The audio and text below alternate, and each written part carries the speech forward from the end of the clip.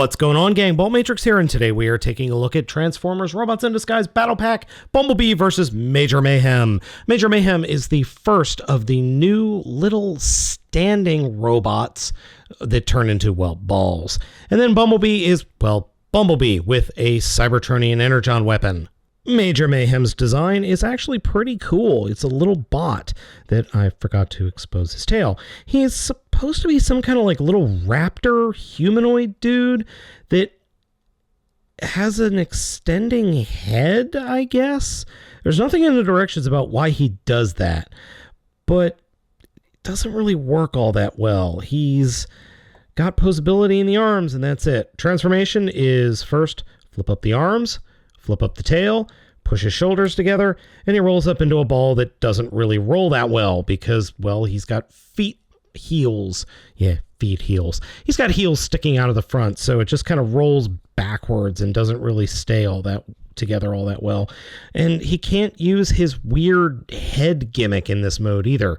I guess you could balance it with the tail here, but what's the point? Bumblebee, on the other hand, is a pretty cool little bot. I actually do like this figure quite a bit.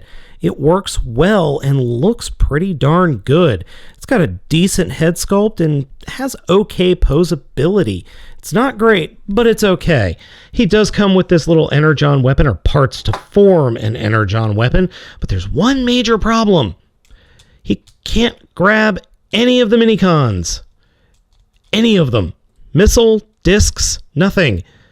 And the directions don't even say what the thing is supposed to do. Like, remember the other figures I reviewed that were in these sets? Their directions said, you know, they could smash the Minicons or grab the Minicons. Nothing here at all. See? Oop. See? Just shows the transformation of the Minicon and, well, that he holds whatever that thing is. The weapon disassembles rather easily. First start with the top here and just pop the chest piece off. Then these side pieces come off, and then these front pieces disassemble. And then all this stuff gets attached to Bumblebee. We'll start off with his shins. You get these little, the fronts of the gun thing. His wheel arch, or his wheels, get these pieces that peg into the wheels themselves and the area just underneath the wheels.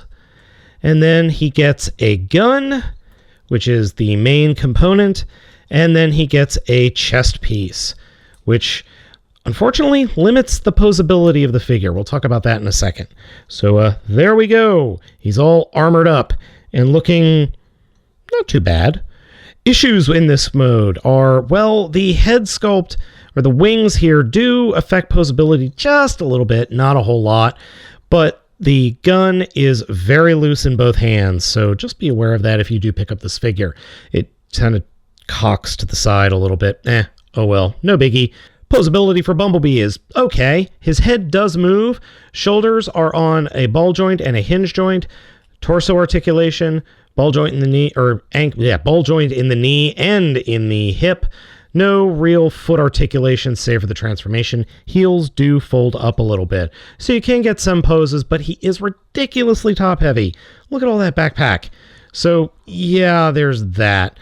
And then you could just kind of have Major What's-His-Face sit back here a little bit.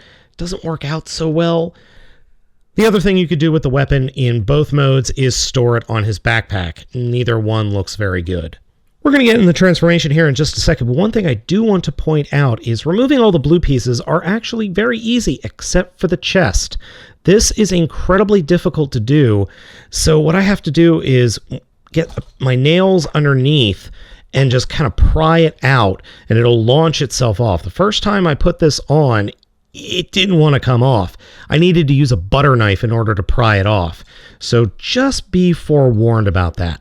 All right, transformation. We're going to start at the feet. Fold up the heels into the bottom of the feet and flip the feet back into the open shins, forming the front of the vehicle mode. Combine the legs and then turn the torso around. Take the arms and fold them down into the chest, but not all the way. Leave a little bit of transformation left. That way you could fold the back section over Bumblebee's head, then fold the shoulders down, and fold the top section of the car down and fold the doors in and just sandwich everything together, getting everything lined up and into place. And here we have his car mode that we've seen a dozen times. Actually, the car mode works pretty well. It could use a little bit of detailing and a little more paint, but I'm not sure where they're going to put it. I would like to see a little bit of detailing up front, maybe a stripe on the side, maybe some stuff here and there, maybe some taillights. Nothing a little bit of a paint on my part won't fix.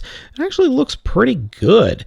So you can post both of the modes of the gun here in bot mode, and you can add the, well, almost all of the weapon thingies.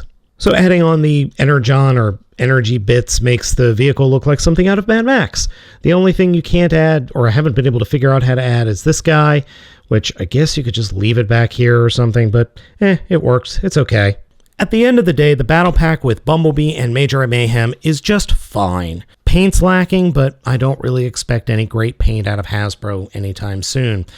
So if you gotta get it, feel free. There's, as I said, nothing wrong with it, but it's not that exciting either.